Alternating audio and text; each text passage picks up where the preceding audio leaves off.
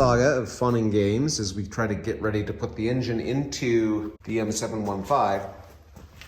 We'll come down here to our clutch release bearing and release fork. The problem here is that this release mechanism is set up to expect the ball to be on the opposite side from the hydraulic piston for the clutch release. This is clearly the wrong clutch release arm for this transmission.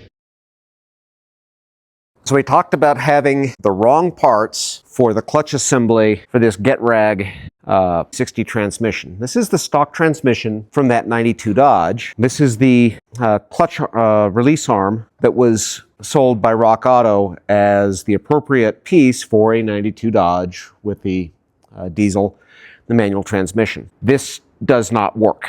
However, we do have a clutch kit from Torque King 4x4, who does continue to make reproduction parts for these older trucks. Now, remember, this is a 35-year-old or nearly a 35-year-old truck, manufactured in 1992. It's currently 2024, so 32 years old. It's not that uncommon to have parts that are no longer available, particularly for things that were only used for a short period of time. Let's see what we can do about putting the correct pieces together to get this transmission ready to go into, or ready to be mated up to our engine.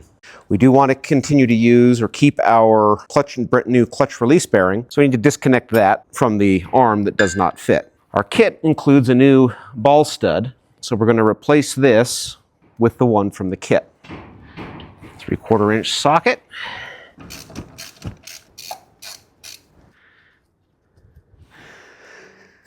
That guy's just got a little bit of length to it. It does look like a good match for our replacement unit. Now the replacement is slightly different in that it has this plastic cover over the top, but you can kind of see the amount of wear that was present in this original stud, and it may have actually had a similar plastic coating on it. I'm going to put a little bit of Loctite on this. So a little bit of blue Loctite, thread it in, tighten it down. That's not something that needs to be super tight. It is just threading into the aluminum housing, but it's not something we want to have work loose either.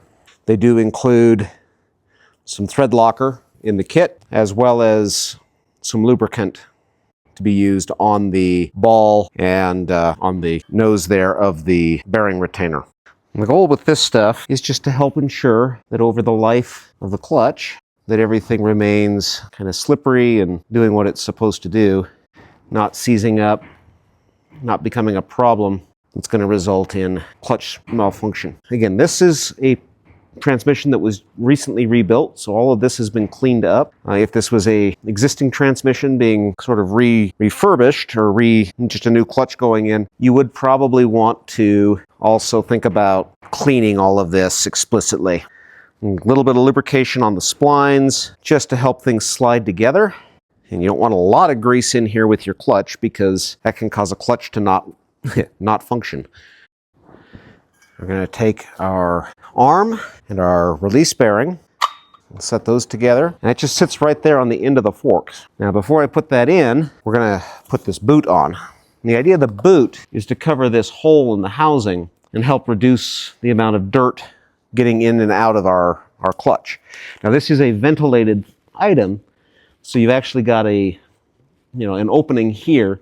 So it's not trying to create an airtight space, just reducing the amount of dirt and debris that's coming in. So looking at how this boot is set up, it is sort of pre-tapered to follow the arm as the arm sits in here. And I think what I'm going to do is to go ahead and install the arm first and then work the boot around it. On the back side of the arm, we have these little spring retainers here. Those need to snap onto the ball as this all goes together.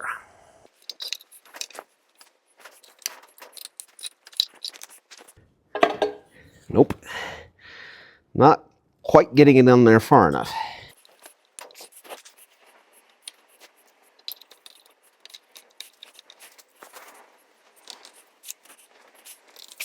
I am going to have to go get a dead blow. I've got a cart that this transmission is sitting on that is kind of a little bit in my way here of being able to apply pressure in the direction I want to get the arm to seat onto that ball. Little bit of a situation of needing it to seat into the ball and seat into the release bearing kind of at the same time.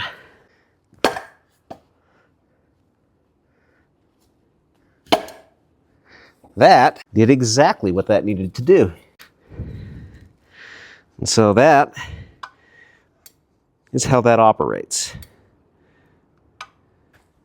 And then this boot just kind of fishes around over the end of the lever.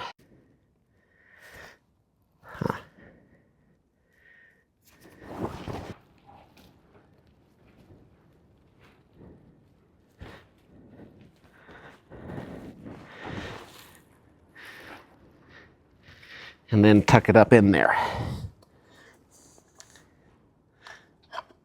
All right, so that concludes the preparation of the clutch release bearing, clutch release arm, so that this is now ready to be attached to the back of the engine.